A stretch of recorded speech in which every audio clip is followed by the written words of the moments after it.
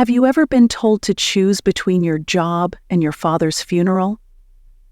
Not in some vague, indirect way. I'm talking about being looked in the eye and told, you can't go. That's exactly what happened to me, and what I did next changed everything. For them and for me. Stick with me until the end of this video, because what started with a cold conversation in a corporate office ended in a lesson they never saw coming. You'll get to see how one decision, made at 2:00 a.m. from a place of grief, unraveled an entire operation. This isn't just about workplace injustice. It's about reclaiming your worth in the face of institutional apathy. My name's Zara Mitchell, I'm 32 years old, and until last week, I was the systems integration lead at a financial tech company in Chicago. We handled over $40 million, 0 cents in client assets, and my job was connecting broken systems in a way no one else could. 2 days ago, my dad died. His name was Ellis Mitchell. He was 68, and he died alone in his workshop from a sudden heart attack. A neighbor found him. I was deep into debugging a data migration script when I got the call. It didn't feel real at first. My hands froze over the keyboard. I called my boss the next morning and requested 4 days to attend the funeral in Michigan. I wasn't asking for a vacation. I was asking for time to bury my father, the man who raised me alone since I was 8, after we lost my mom to cancer. Vivian from HR barely looked up from her screen when I walked into her office. "That's not possible right now," she said, adjusting her glasses like she was talking about printer paper, not my grief. "You're aware we're in the middle of the Norland integration." I explained that the funeral was out of state, that I needed time to travel. She responded with a sigh and said I could take 2 days, maximum. "The team needs you here." It didn't matter that I'd solved every systems issue thrown my way for the last 3 years. It didn't matter that I'd stayed late, came in on weekends and wrote the documentation no one else would. What mattered to her was that I was a cog in a machine that couldn't stop turning, not even for death. I stood there, hearing her tell me I'd have to choose between work and family. That was the moment everything inside me broke, but not in the way she probably expected. Something cold and clear crystallized in me. I didn't cry, I didn't argue. I said, "I see," and left the room. And right then, I made the decision that would set everything in motion. That night, in my 1-bedroom apartment, I stared at the ceiling, thinking about Dad. About the time he stayed up helping me finish a science fair project even though he had parent-teacher conferences the next morning. About how he'd learned to braid my hair from YouTube, just so I'd feel normal around the other girls. My chest tightened with grief, not just from the loss, but from the way I was being told it didn't matter. At 2:00 a.m., I opened my laptop, not to do company work, but to extract everything I'd ever built.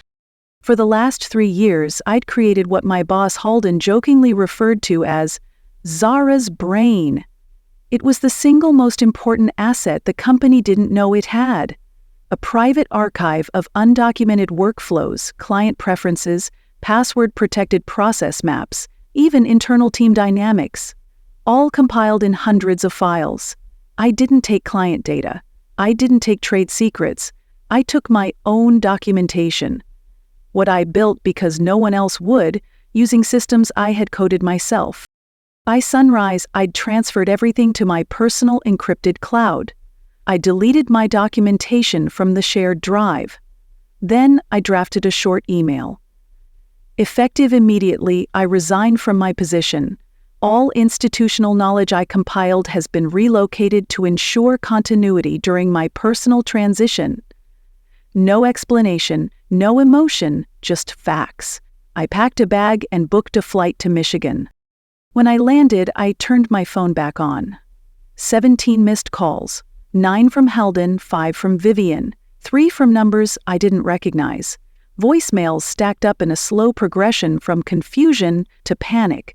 "Zara, we need to talk immediately. This is highly unprofessional. Please return our calls. The Norland migration is failing. We need your notes. Whatever you want, we'll figure it out. Just please call back." I didn't call. I rented a car and drove to my dad's house, my childhood home. A small 2-bedroom in a quiet neighborhood that smelled like sawdust and fresh laundry.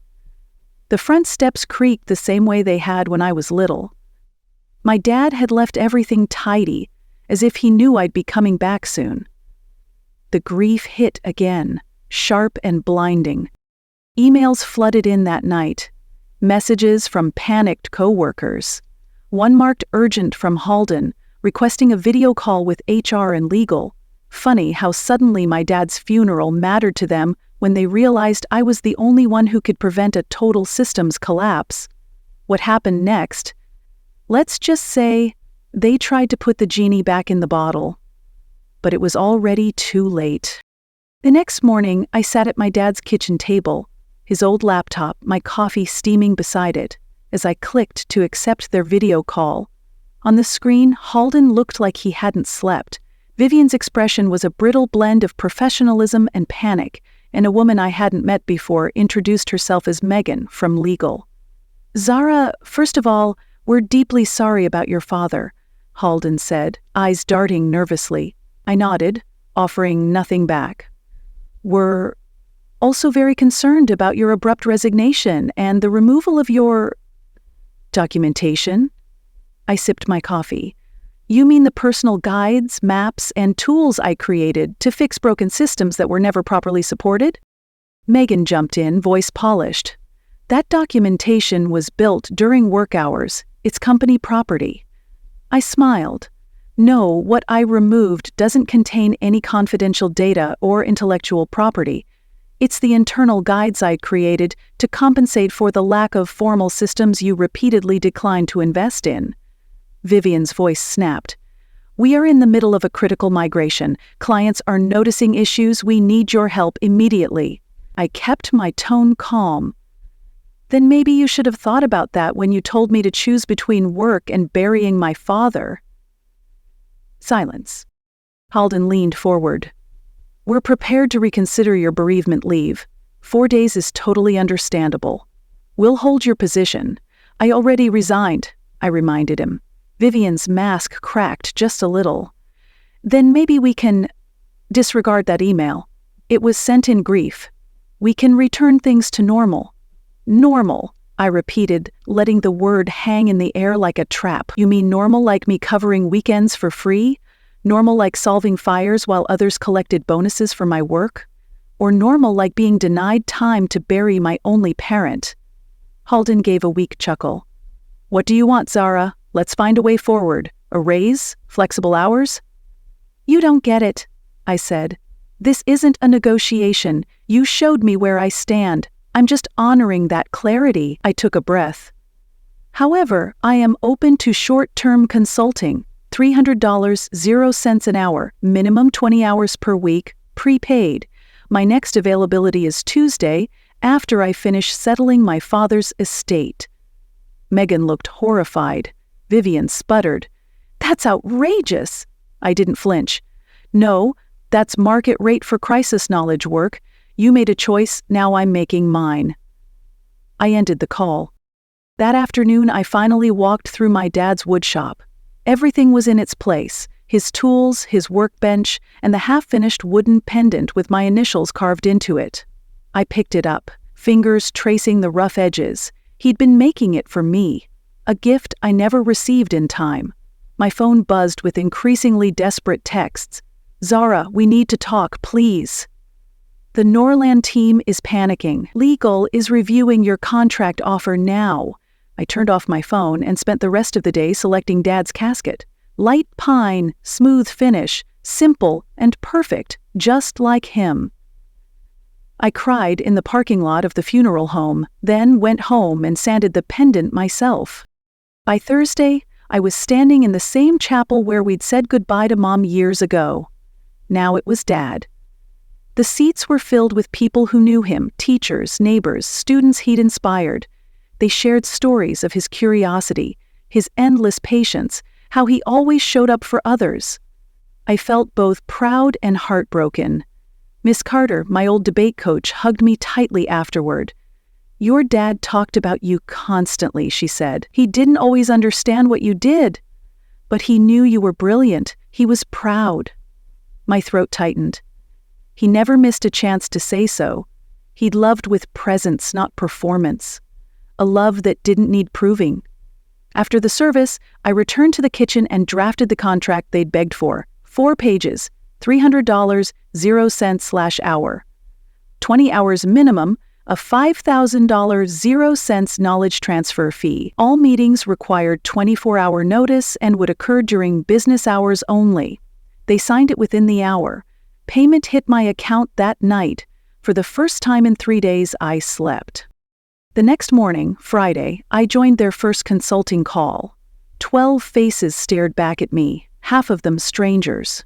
Emergency hires. "Zara," Halden said, voice tight with forced gratitude. "We're just glad you're here." I didn't reply. I walked them through the gaps they couldn't fill.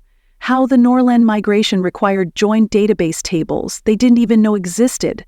How the API triggers needed manual resets to avoid duplicate entries. Vivian kept trying to skip ahead. "Can we jump to the portal section?" "No," I said. "Without the base structure, none of the front-end components will function."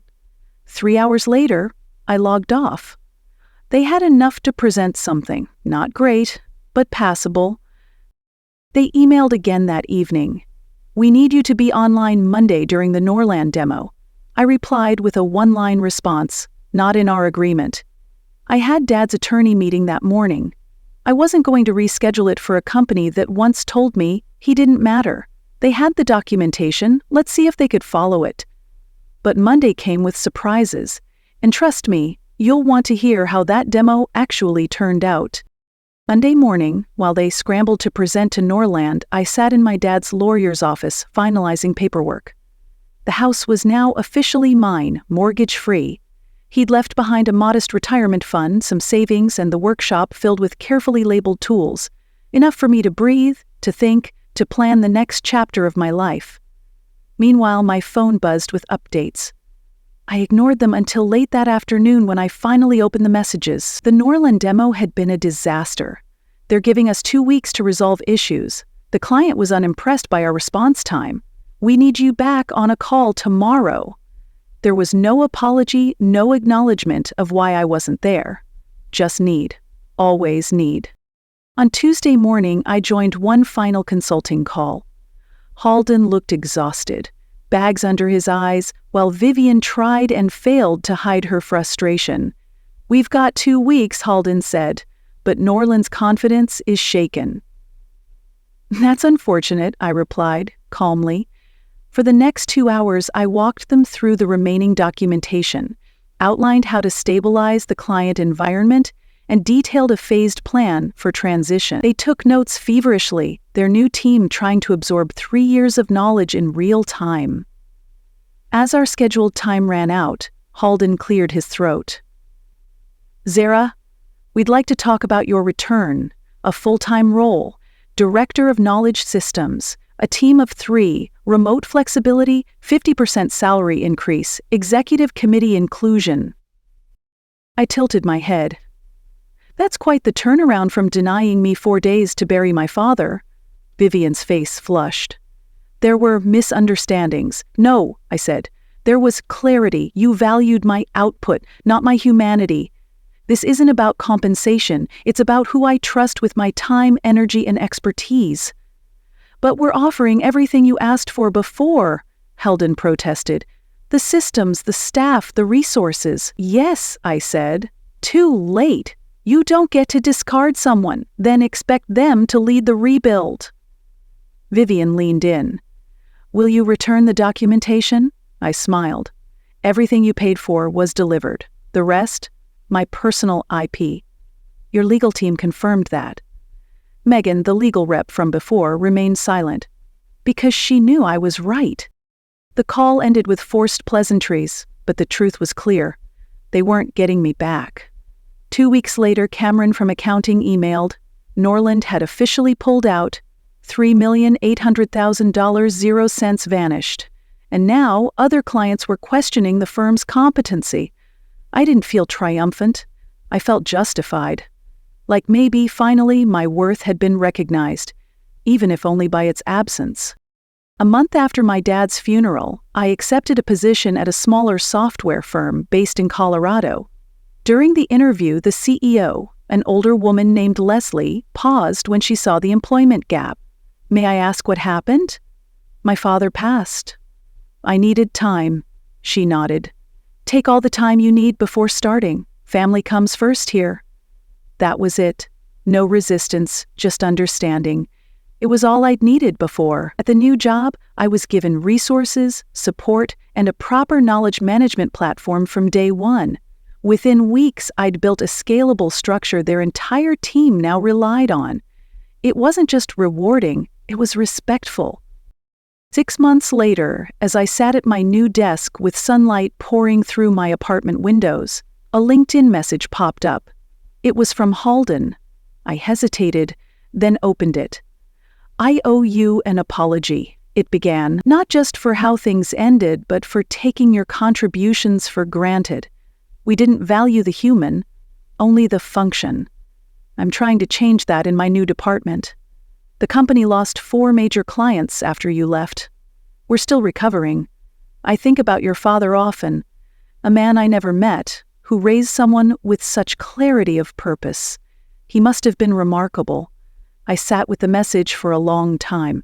Then I typed back, "He was. Thank you for recognizing that. I wish you well, Halden." If this story has hit home for you, don't forget to like the video, subscribe to the channel, and turn on notifications.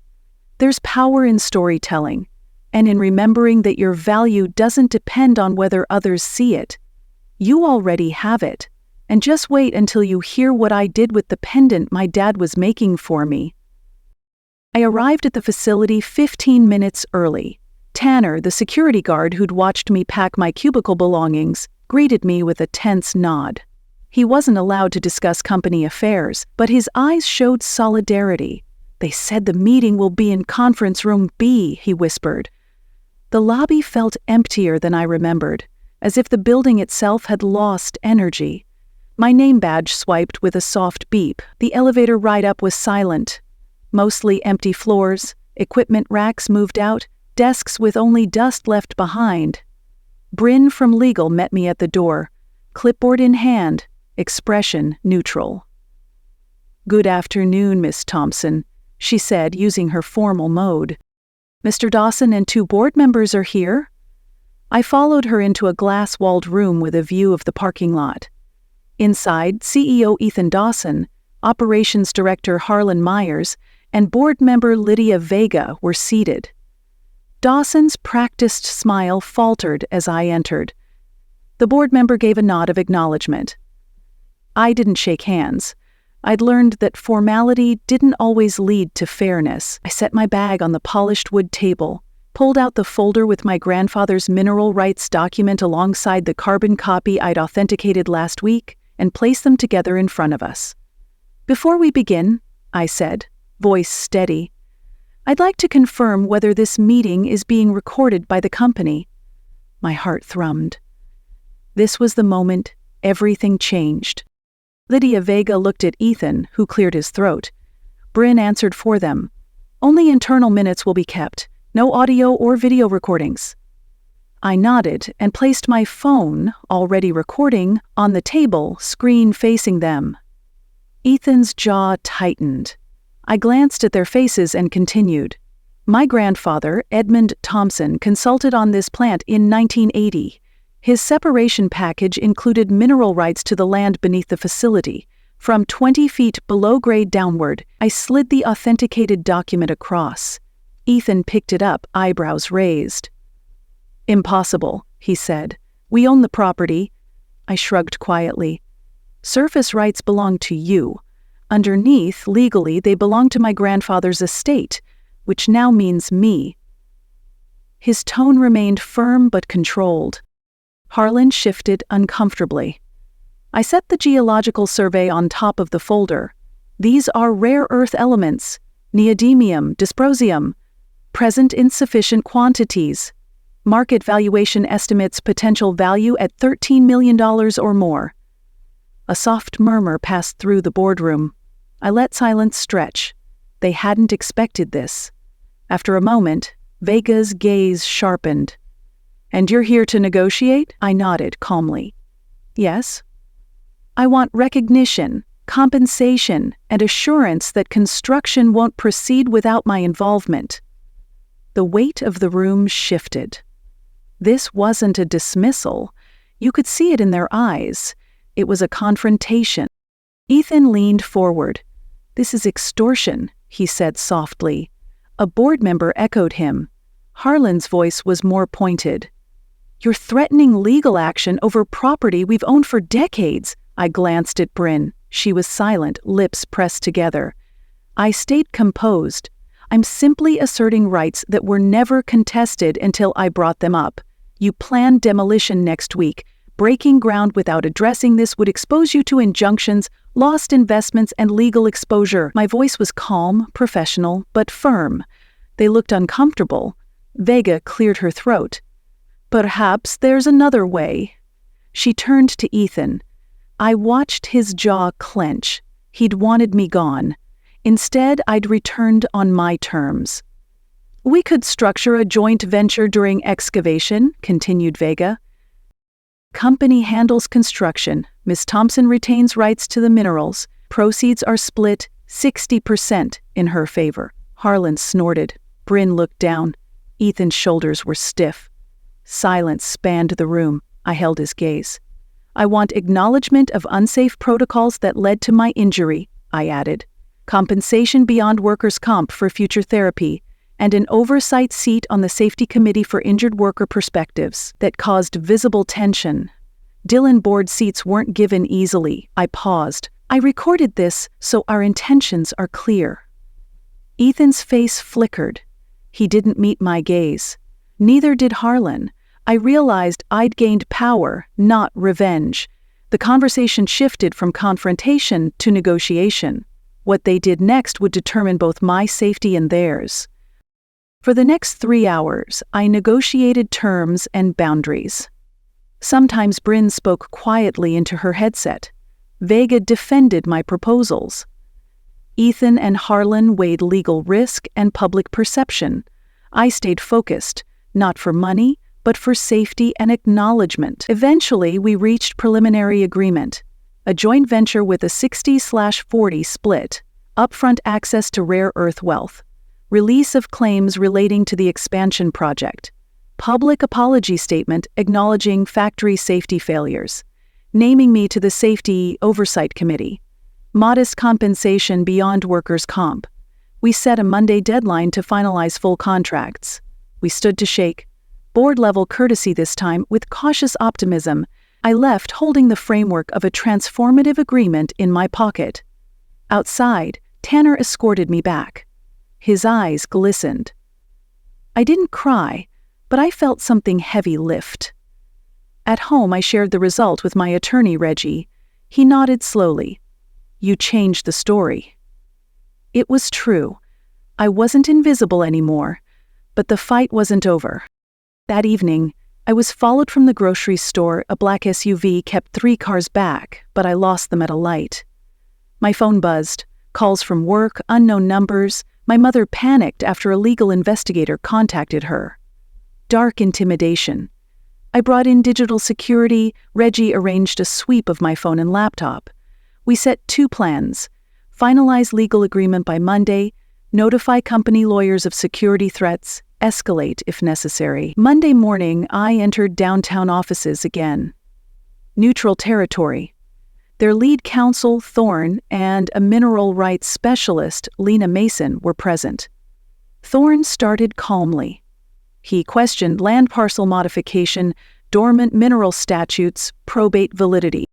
Lena countered with maps and county records showing rights intact. She explained statutes exempt rare earth minerals, probate filed properly in Schedule B. Thorne leaned back, irritated. Lena placed a final document before them. He glanced at Ethan, his posture regarding me visibly softened. Harlan looked defeated. Bryn appeared resigned. After another hour of discussion and heated debate, Ethan nodded at Vega. She looked at me, then back at the table. "Let's move forward," she said. Thorne agreed to draft the legal documents. Ethan turned to me, eyes tired. "This is finalized?" he asked quietly. I looked at each face around the table. "Yes," I replied. We shook hands. I had reclaimed my worth, not only my career, but my dignity. The foundation had changed, mine as much as the company's. I signed the final agreement quietly and left their downtown office with a sense of closure I hadn't felt in months. The joint venture was official. 60/40 profit split, my oversight of safety protocols and a board role. The documents cast long-term protection over my rights and reputation.